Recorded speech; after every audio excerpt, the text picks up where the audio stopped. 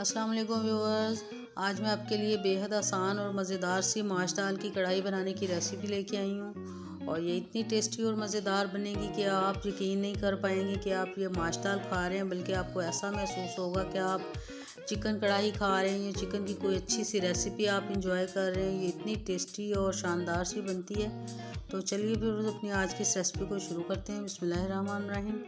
तो सबसे पहले व्यूअर्स, इस रेसिपी को बनाने के लिए मैंने कढ़ाई चूल्हे के ऊपर रख दी है। इसमें इतना पानी डालेंगे कि हम इस दाल को अच्छी तरह से बॉईल कर सकें। और दाल को व्यूअर्स, पहले से मैंने आधा किलो दाल थी, इसको पहले से मैंने भिगो के रखा हुआ था और अब इसके अंदर पानी के अंदर डाल के इसको बॉईल होने के लिए छोड़ देंगे। थोड़ी सी हल्दी डाल ली है और इसको 15 मिनट के लिए ढक्कन लगा के मैं छोड़ दूँगी। और 15 मिनट के बाद बस एक दफ़ा इसको चेक कर लेंगे कि ये कितनी गली है। और अभी थोड़ी सी खड़ी लग रही है तो मज़ीद इसको 10 मिनट पकने के लिए छोड़ देंगे। और दूसरी तरफ बस इसका मसाला तैयार कर लेंगे। ये फटाफट से बस 10-15 मिनट में मज़ीद गल जाएगी। और मसाला तैयार करने के लिए 2-3 टेबलस्पून बस ऑयल डाल लिया अपने पैन के अंदर। एक दालचीनी का टुकड़ा डाल लेंगे, थोड़ा सा ज़ीरा डाल लेंगे, 1 टीस्पून से थोड़ा सा कम ही है। एक बड़ी इलायची डाल रही हूँ, चंद लौंगे डाल लेंगे, चंद लहसुन की कलियां डाल रही हूँ और थोड़ा सा अदरक खड़ा सा काट के डाल लिया इसके अंदर। और मज़ीद इसको अच्छा सा भूनेंगे, इतना कि इसका कच्चापन ख़त्म हो जाए। और साथ ही ये प्याज कटे हुए हैं, ये डालूंगी इसके अंदर मैं। और इनको डालने के बाद भी इतना भूनेंगे कि इनका कलर चेंज ना हो, बल्कि अच्छा सा ये भून जाए और इनका कच्चापन बिल्कुल ख़त्म हो जाए। 2 हरी मिर्चें भी डाल ली हैं और बस इनको 10-15 मिनट के लिए हल्की आंच के ऊपर भूनेंगे, ताकि इनका कलर बिल्कुल चेंज नहीं हो लेकिन इनका कच्चापन बिल्कुल ख़त्म हो जाए। और अब बस इनके अंदर ये टमाटर कटे हुए मेरे पास पड़े थे, उनको भी मैंने बड़ा बड़ा काट लिया था, उनको भी इसके अंदर डाल के अच्छी तरह भून लेंगे, लेकिन उसको थोड़ा बाद में डाल लेंगे ताकि टमाटरों का पानी ना निकल जाए और फिर ये मसाला अच्छी तरह से भुनेगा नहीं। तो अब अच्छी तरह से इनको भूनने के बाद अब ये टमाटर डाल रही हूँ और टमाटर डालने के बाद बस थोड़ा सा भूनेंगे और फिर इन सब चीज़ों को हम ग्राइंड कर लेंगे।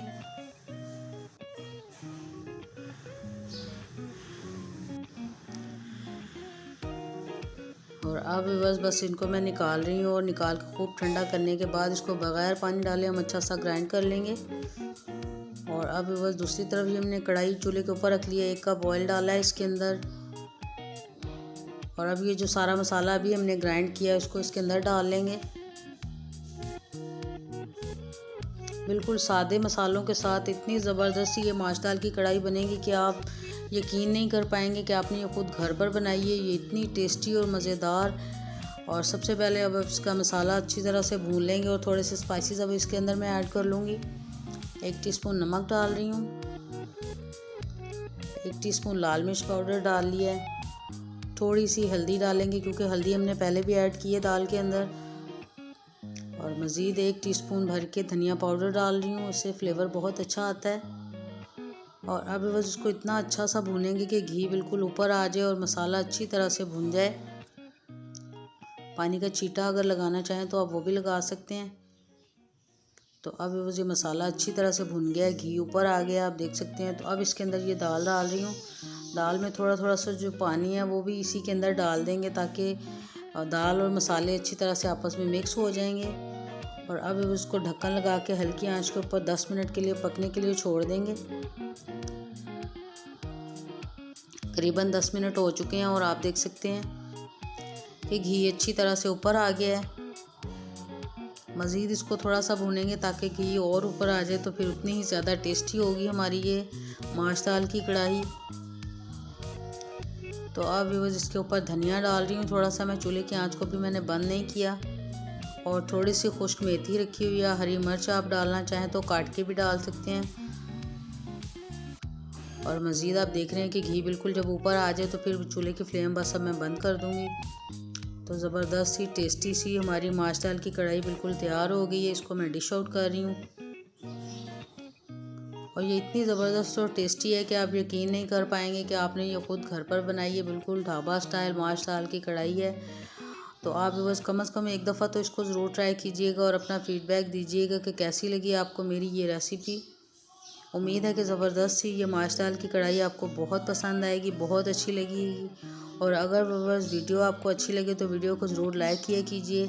और अगर आप मेरे चैनल पर नए हैं, फर्स्ट टाइम मेरी वीडियो को देख रहे हैं, तो आपसे व्यूअर्स मेरी हम्बल रिक्वेस्ट है कि ज़रूर मेरे चैनल को सब्सक्राइब कर लीजिए, ताकि आपके लिए रोज़ाना मैं इजी और आसान रेसिपीज़ लेके आऊँ, जिसमें आपको घर के मसालों के साथ आप इन रेसिपीज़ को एंजॉय कर सकें। तो फिर मिलेंगे व्यूअर्स इंशाल्लाह ताला बहुत जल्द एक न्यू रेसिपी के साथ। तब तक के लिए अल्लाह हाफिज़।